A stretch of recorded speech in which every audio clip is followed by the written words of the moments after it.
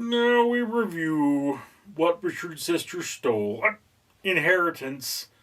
The Inheritance, a 2024 film. Alrighty, ladies and gentlemen, I am Richard. This is Random Street Theater. I have seen The Inheritance. A very predictable film. Before I get into that, let me remind you that for every 1,000 subscribers, I gotta do purchase one of these bracelets from 4Ocean. 4Ocean pulls its pound of trash out of the ocean every time I do that.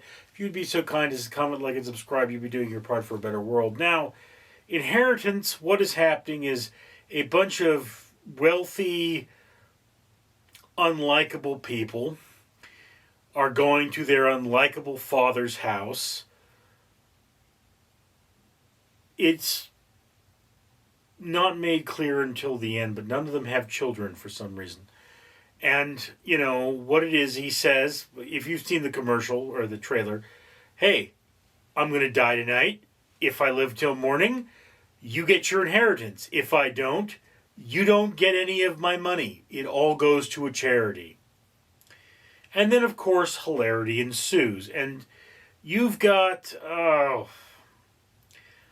the good son, his wife, the two twins who are both evil, and the only hot chick in this, or well, the hottest chick in this movie who dies too soon.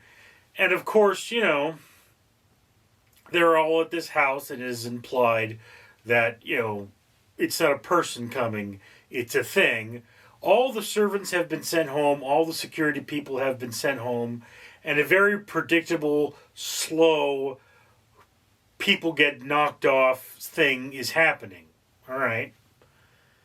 It's a very basic film. And, I mean, it's not poorly done in any way. The characters are okay. I mean, they're not well written. It's very much cookie cutter. It's like, this is the frozen burrito of films.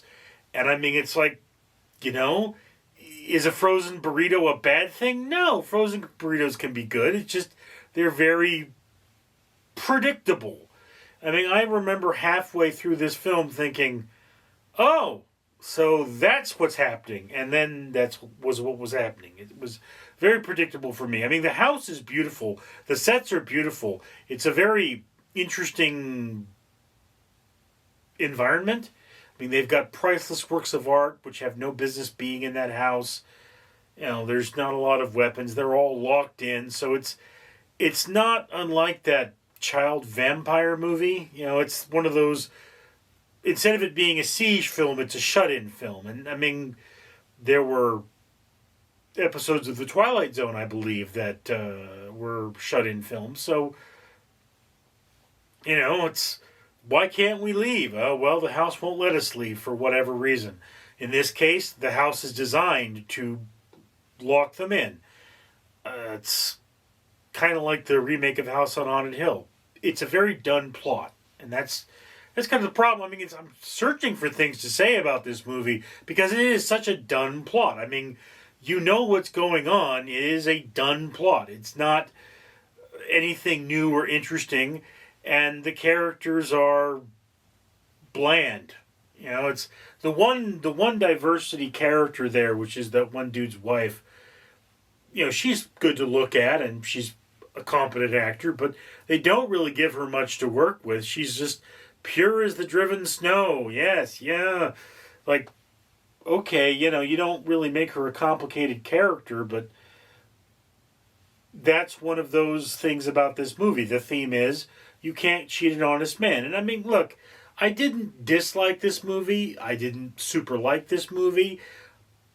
It's a very middle of the road film, and in fact, on IMDb it gets a 4.6 for Rotten Tomatoes. Critics are giving it a 45% approval rating, and audiences of 40. And typically, what you should be looking at is the audience rating, because that's the largest group of people.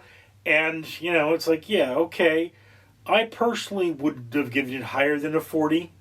You know, if it were me. I say it's the middle of the watch list. I mean, if you have to watch a movie, this is not a terrible movie to watch. It's a logical movie. It makes sense with its own internal logic. It's just very, very done. It's a movie that has been done. And that's kind of the thing. It doesn't bring anything new or interesting to the table. It's just a movie about a bunch of rich people who are greedy and evil trying to save money that they're going to lose if they don't do the thing. And you watch this movie and you think, well, okay, I watched that movie. So yeah, middle of the watch list. I didn't hate it, but I didn't love it. It was a fun enough movie, and it moved fast enough to keep my interest. But that's just my opinion. I'd love to hear yours down in the comment below. I'm Richard. Greetings, humans! Your old pal Randall here again, reminding you to comment, like, and subscribe. You see, I got my bracelets from Ferocian, and I got another medal from the Conqueror. Yeah, look at that, see? See? That's got an Easter Island head on it. Because if you can't afford to go to Easter Island, you can go and walk Easter Island virtually by going to the Conqueror. You could not screw up the environment by traveling to Easter Island. You could just get this, plant 5 trees, and then walk on your own and learn about Easter Island, because I send you postcards.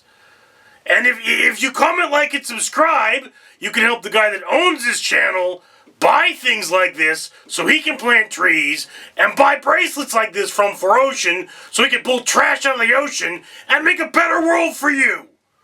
And it isn't going to cost you anything.